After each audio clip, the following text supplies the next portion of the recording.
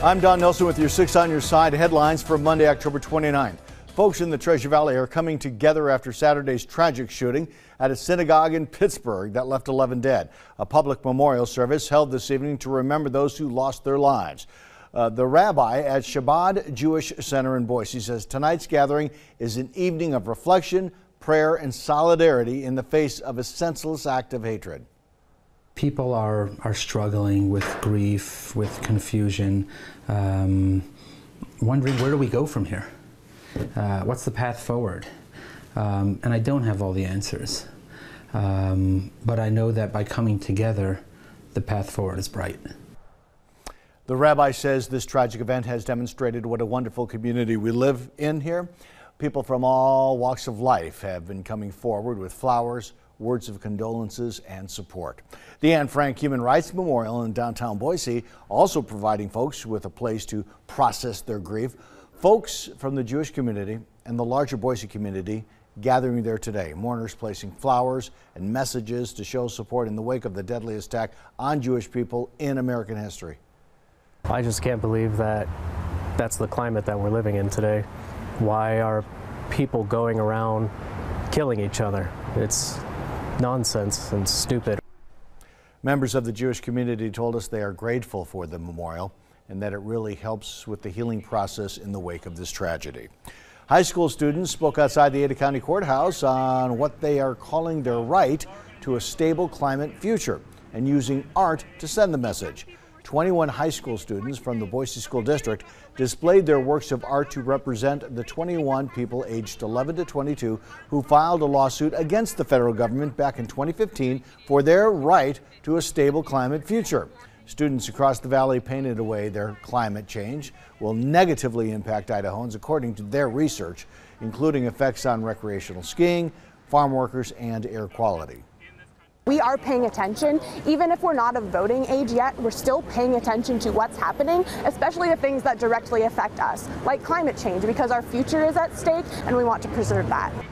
The Supreme Court issued a stay in the suit, which was originally supposed to be held in Eugene, Oregon today. Parents nationwide are struggling to pay for the high cost of childcare, and Idaho is no different. A new report by Child Care Aware of America states the average cost of infant care is more than 27% of median income for single parents in every state and 55% of income for married parents of 2 children living at the poverty line. And those numbers have been steadily climbing in recent years. Idaho remains one of only a handful of states that does not invest in preschool programs, leaving working parents with no choice but to cover the high costs of childcare. What we know is that parents that are looking for infant care in Idaho are paying oftentimes more than what it would cost to send their child to a state college. The Idaho Association for the Education of Young Children says to combat the problem, we must look to business leaders to help families with the cost of childcare, because part of hiring high-quality workers goes hand in hand with employees having childcare. A new state scholarship program aimed at helping adults return to college is off to a slow start. According to the Times News, just 28 people have taken advantage of the scholarship so far, but officials point out the program just started in July and says it is still ramping up. The Idaho Opportunity Scholarship for adult learners provides up to $3,500 annually and is renewable for up to 4 years. So far, the state has awarded a total of just over $77,000, far less than the $2.7 million yearly cap.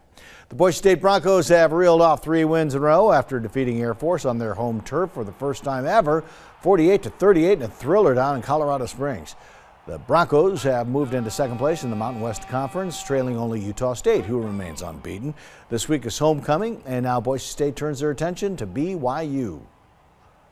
Well, I'll say the same thing. I think I've said it every year. They're big. They're big, they're physical, they're mature. You know, a lot of their players, and this is, I wouldn't say it's a disadvantage. They're just, you know, they got guys that have had an experience, they've been on a mission, they come back, they're older, they're mature, their bodies are physically maybe more developed, and they play hard. Boise State hosts the Cougars on the Blue this Saturday. Kickoff is scheduled at 8:15.